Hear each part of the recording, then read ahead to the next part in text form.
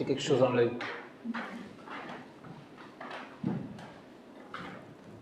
C'est une paille ou c'est une poutre? Ça vous est déjà arrivé d'avoir quelque chose dans l'œil? Et quand on était petit, maman venait, comme c'était chez moi, tu ouvrais ton œil et te soufflais dedans. Et si ça ne marchait pas, il fallait chercher une petite pince. Et si c'était vraiment mauvais, il fallait aller voir le médecin, voir s'il pouvait, d'une façon ou d'une autre, l'enlever avec des gouttes ou quelque chose. Imaginez que vous avez quelque chose dans l'œil qui vous dérange, et vous allez chez le médecin, et le médecin vous dit « Non, il n'y a rien du tout. C'est juste une sensation, c'est quelque chose que vous percevez, mais ce n'est pas réel. Il n'y a rien à faire. » On ne serait pas content. On dirait, ce médecin n'est pas un bon médecin, parce que moi, j'ai quelque chose vraiment dans mon œil. Je le sens, il est là, il me dérange. Et lui, il ne veut pas admettre que j'ai quelque chose dans mon œil. Il ne veut pas me soigner. Ce serait vraiment ridicule. Mais c'est un peu ce qui arrive aujourd'hui, dans notre monde, dans notre société. Aujourd'hui, il y a des péchés, des comportements qui ne sont pas les corrects, des attitudes contraires à la volonté de Dieu, des actions qui sont menées qui vont clairement contre ce que Dieu a indiqué dans sa parole.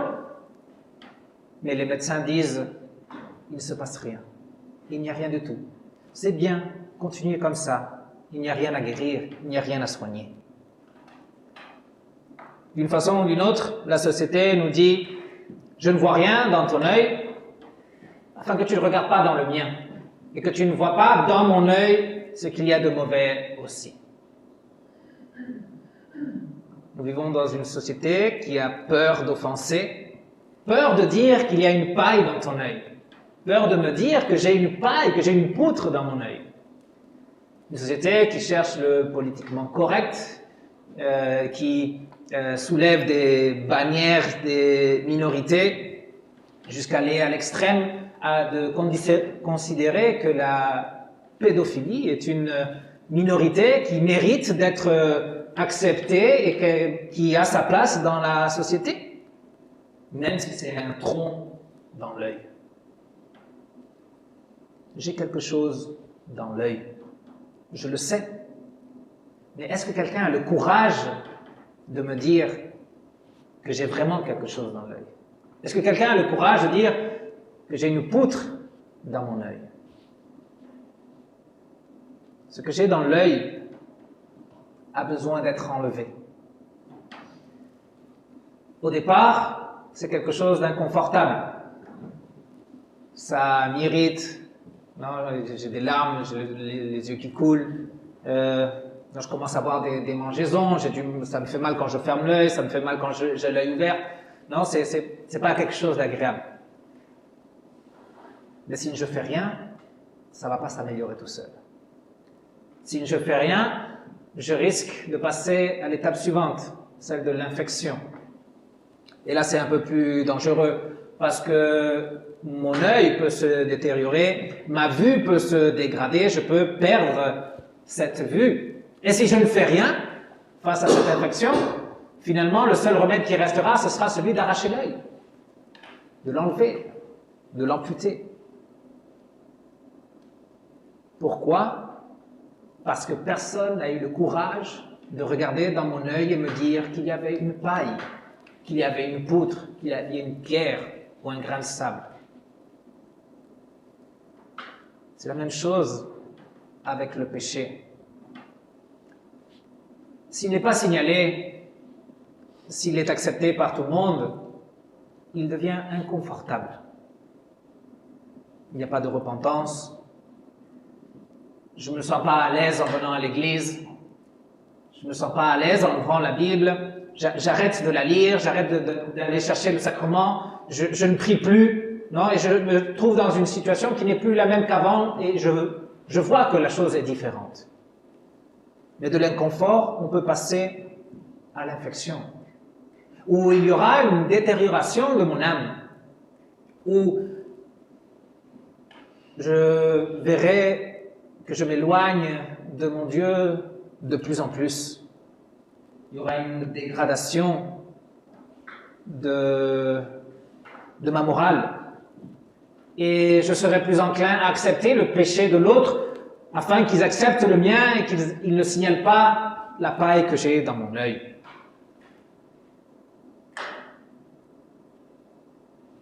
Le plus grand danger est la perte de l'œil, la perte de la foi, le non-sens dans la vie, le vide qu'on ressent, l'amertume de ne pas savoir pourquoi on est là, qu'est-ce qu'on va faire de notre vie, pourquoi ces choses nous arrivent, où est-ce qu'on va finir. L'amertume, l'angoisse, la peur, la désespération, l'inquiétude, toutes des choses qui sont des réalités dans les personnes auxquelles on n'a pas eu le courage de dire qu'il avait une paille dans son œil, qu'il y avait un tronc dans son œil. On perd la foi, il n'y a plus de communion avec Dieu, il n'y a plus de relation Père Céleste, enfant adopté. Si on ne fait rien avec la paille qu'il y a dans notre œil, c'est comme avoir construit sa maison sur le sable et la tempête est venue et les vents ont soufflé et cette maison s'est écroulée. Notre vie s'effondre.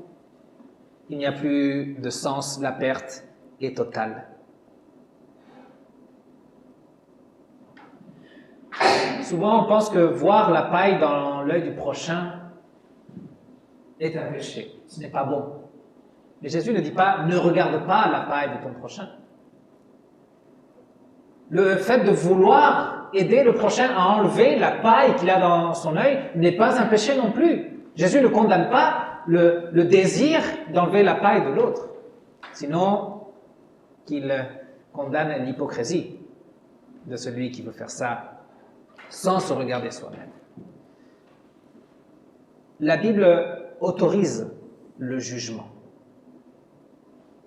D'ailleurs, Jésus dit que l'arbre se reconnaît par son fruit. Il parle d'un jugement. Je ne peux pas reconnaître un arbre si je ne vais pas juger le fruit, et si je ne vais pas goûter le fruit. Si je ne dis pas ce fruit est mauvais, je ne vais pas dire cet arbre est mauvais. Le Seigneur nous appelle à émettre ce genre de jugement, mais non sur les personnes, sinon sur les pailles, sur les troncs qui sont dans les yeux. La paille est ce qu'il faut regarder et non celui qui est dérangé par la paille. On serait dans un mauvais cas si on dirait cette personne est un cas perdu. Ça ne vaut rien, ça ne vaut pas la peine de dépenser de l'énergie, du temps et de la salive en discutant avec cette personne. Là, on serait dans un mauvais cas. Mais regardez et voir que c'est juste une paille dans l'œil de la personne, c'est ce que notre Seigneur nous appelle à faire. La paille dans l'œil est un accident. De même que le péché dans la vie de l'être humain est un accident. Nous n'avons pas été créés pour commettre des péchés.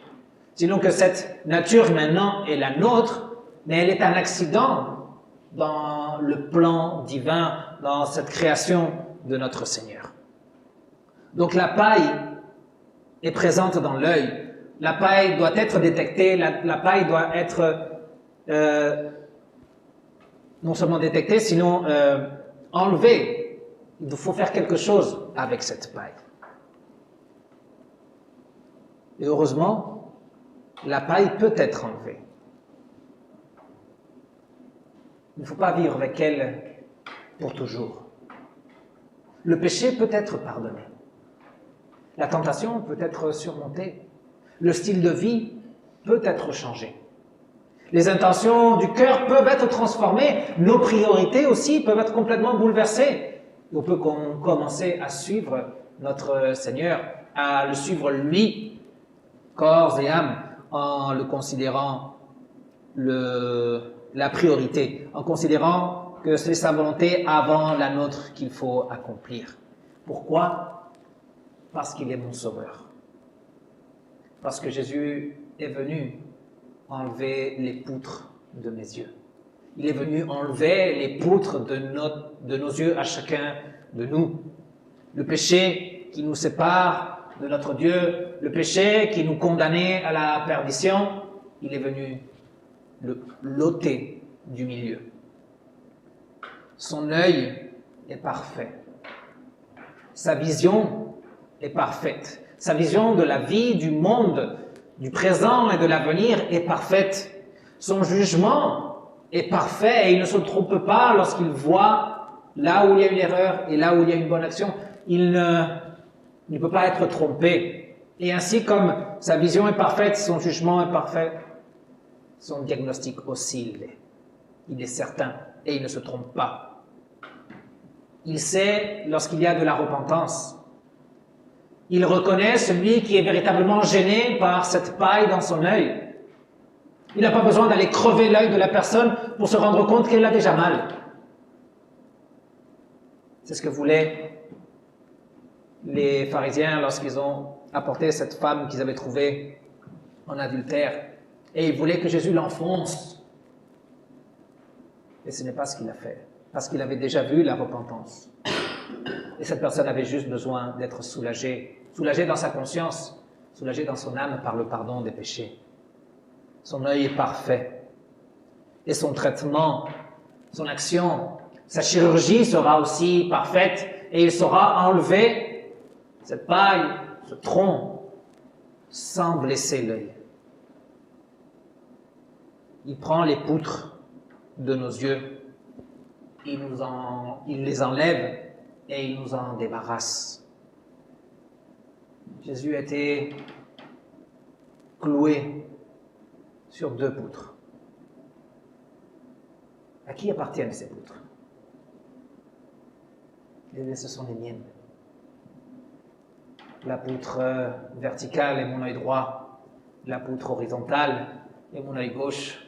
Et ce sont mes poutres que Jésus a portées jusqu'au calvaire et sur lesquelles il a été crucifié pour moi, pour m'en débarrasser, pour les faire disparaître. Jésus a souffert plus que de l'inconfort avec ses poutres. C'était de la souffrance extrême, c'était de l'agonie. Jésus a souffert plus qu'une simple infection à cause de mes poutres. Il a été jugé coupable, il a été condamné, il a été abandonné de Dieu sur la croix. Jésus a souffert plus que la perte d'un membre de son corps. Il est mort sur cette croix. Le prophète Ésaïe a dit, il a été coupé des vivants. Il a été amputé de la vie. Mais non à cause de ses fautes, sinon à cause des miennes. Sur mes poutres, il a été crucifié. Après ce que Jésus a fait avec mes poutres, est-ce que je peux aller répéter ce péché? Est-ce que je peux aller chercher de nouveau ce péché? Est-ce que je peux aller délibérément et sans souci aller commettre de nouveau ce que j'avais commis? Est-ce de la véritable repentance? Puis-je faire dans ma vie comme si de rien n'était, comme si le sacrifice de Jésus ne représentait rien du tout? Je pense au moins que son sacrifice mérite qu'on change. Son sacrifice mérite que je sois plus prudent dorénavant, que je détecte la paille avant qu'elle rentre dans mon œil, que j'arrête de m'enfouir dans les meules de foin, que j'arrête d'aller chercher ce péché. Je ne pourrais pas éviter cette paille qui s'envole et qui rentre dans mon œil. Mais je n'irai pas la chercher, je n'irai pas là où le péché habite, j'essaierai de m'éloigner le plus possible. Sauvé par sa grâce, sauvé par son sacrifice, je vivrai selon sa grâce et je sacrifierai les désirs de la chair sur l'autel de son amour. Comme je disais tout à l'heure, le problème que Jésus dénonce n'est pas de voir la paille dans l'œil du prochain, ce n'est pas vouloir enlever la paille de l'œil du prochain, sinon c'est l'hypocrisie de prétendre savoir comment enlever la paille de l'autre alors qu'on n'a pas encore enlevé la poutre dans le nôtre. Il faut d'abord enlever sa poutre, dit Jésus, et ensuite on va pouvoir aider son prochain avec sa paille. D'abord s'occuper de soi-même, de son péché. Et comment est-ce que cette poutre est enlevée de mon œil? Eh bien, dans la repentance, en allant à Jésus, en allant vers la croix, en m'inclinant devant son amour, en confiant en son œuvre, en croyant au pardon des péchés, en sa mort et en sa résurrection, en croyant que dans l'esprit, je peux changer. Il peut me changer. Dans l'esprit, je vais choisir de changer. Dans l'esprit, je vais choisir de me consacrer à lui. Dans l'esprit, je vais choisir de me sanctifier et d'éviter ces péchés que j'ai déjà reconnus et qui ont coûté la vie de mon Seigneur. J'enlève la paille, la poutre de mon œil de cette façon. Comment enlever la paille de l'œil de notre prochain? Ben, ce ne sera pas par mes jugements. Ce ne sera pas par mon autorité morale. Ce ne sera pas par mes capacités ou par mon savoir-faire parce que je ne les ai pas. Parce que si je m'occupe de corriger l'autre selon ma façon de voir la vie, selon mes concepts, selon ma philosophie, eh bien le désastre sera pire que si je laisse l'infection toute seule finir avec son œil. Comment enlever la paille que l'on voit dans l'œil de notre prochain de la même façon que Jésus l'a fait avec moi? Je veux que mon prochain soit délivré de cette paille qu'il a dans son œil parce que je connais le soulagement d'être pardonné de ses péchés. Parce que je connais le soulagement d'être enfant de Dieu, d'être aimé par le Créateur. Je veux la même chose pour l'autre parce que je suis déjà passé par là. Alors, pour enlever la paille de son œil, je vais lui signaler qu'il y a un Sauveur, qu'il y a ce Seigneur Jésus qui est allé à la croix justement pour enlever ce qui le gêne, qu'il ne cache pas sa douleur, qu'il ne cache pas son péché, qu'il le lui montre, qu'il le confesse. Le Seigneur le pardonnera. Je signale Jésus comme celui qu'il faut écouter, comme celui qui a la parole certaine, cette parole qu'il faut mettre en pratique. Je signale Jésus pour que les autres puissent être réconfortés comme je le suis, pour que les autres puissent être encouragés comme je le suis par sa grâce, par son pardon et par son amour. Comment enlever la paille de l'œil de notre prochain de la même façon que Jésus l'a fait avec moi? Une action que je n'ai pas méritée. Une action qui procède de son amour et de sa grâce. Jésus ne vient pas me reprocher. Jésus ne vient pas me crever l'œil, comme je disais tout à l'heure. Il ne vient pas pour m'enfoncer parce qu'il voit déjà cette repentance. Il voit déjà que je n'aime pas ce péché que j'ai commis. Alors, plein d'amour, il vient vers moi. Plein de compassion, il s'approche de moi et avec son expertise, il me soulage. La paille est gênante. Elle crée cet inconfort, elle peut créer une infection et puis la perte de l'œil. L'enlever, la chirurgie aussi, ça fait mal. Mais à la fin, c'est mieux de l'avoir enlevé. Une douleur courte, celle de la repentance, celle de l'humiliation de soi devant le Seigneur, vaut mieux que périr par ses péchés. L'enlever peut causer une douleur, mais ne plus avoir la paille dans mon œil provoque en moi une joie énorme. Je sais que je suis libre de mon péché. Je suis délivré dans ma conscience. J'ai la certitude du pardon, j'ai la certitude d'avoir été adopté, j'ai la certitude de mon salut. Je sais que je vis dans la paix de Dieu. Je sais qu'il me soutient, qu'il m'accompagne, qu'il me protège et me conduit afin d'éviter toutes les pailles possibles. Mais je sais que lorsqu'une paille rentrera dans mon œil, il sera encore là, non pour me condamner, sinon pour me pardonner, parce qu'il ne rejette pas celui qui vient à lui.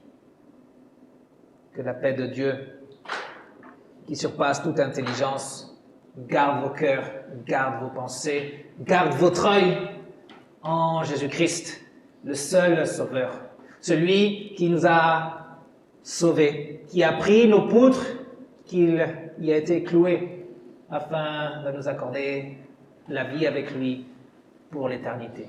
Amen.